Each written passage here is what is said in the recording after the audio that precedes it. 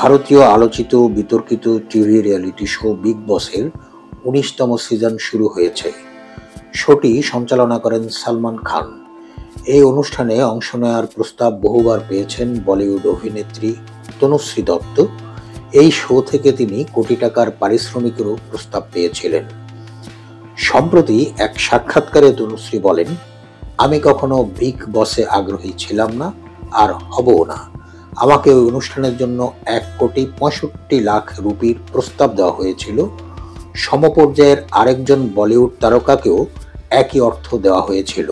আপনি কি আপনার শিল্প কারখানা, বাণিজ্যিক বা আবাসিক ভবন, হাসপাতাল অথবা হোটেলের অগ্নি নিরাপত্তা নিয়ে চিন্তিত? চিন্তার কোনো কারণ নেই। দেশে ও বিদেশে সমাদৃত আন্তর্জাতিক অগ্নি নিরাপত্তা বিশেষজ্ঞ এবং National Fire Protection Association NFPA এর আমেরিকার সনদপ্রাপ্ত MA রশিদ টিপু CFPS স্যারের consultancy firm Mart engineering and কনসালটেন্সিতে আপনাকে স্বাগতম। আমাদের সেবাসমূহ: fire safety design approval and NOC from fire service and civil defence, structural safety and DEA, MEP design, fire detection and protection system design, annual maintenance contract AMC and audit training consultancy. Mart engineering এর প্রতিটি design NFPA, BNBC, RSC ও international building code অনুযায়ী করা হয়। তাই আপনার ভবনের fire safety plan design ও approval করতে আজই আমাদের দক্ষ ইঞ্জিনিয়ারিং টিমের সেবা নিন। আপনার জীবন ও স্বপ্নের স্থাপনাকে নিশ্চিন্তে নিরাপদ রাখুন। বিস্তারিত জানতে স্ক্রিনে দেওয়া নম্বরে কল করুন। ধন্যবাদ। একটি ঘটনার বর্ণনা করে তিনি বলেন, বিগ বসের স্টাইলিস্ট আমাকে ফোন করেছিলেন।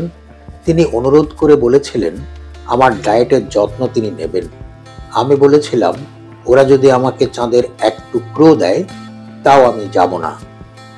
তনুশ্রী স্পষ্ট করে বলেন, তিনি কোনো পুরুষের সঙ্গে একই বিছানায় ঘুমোতে পারবেন না।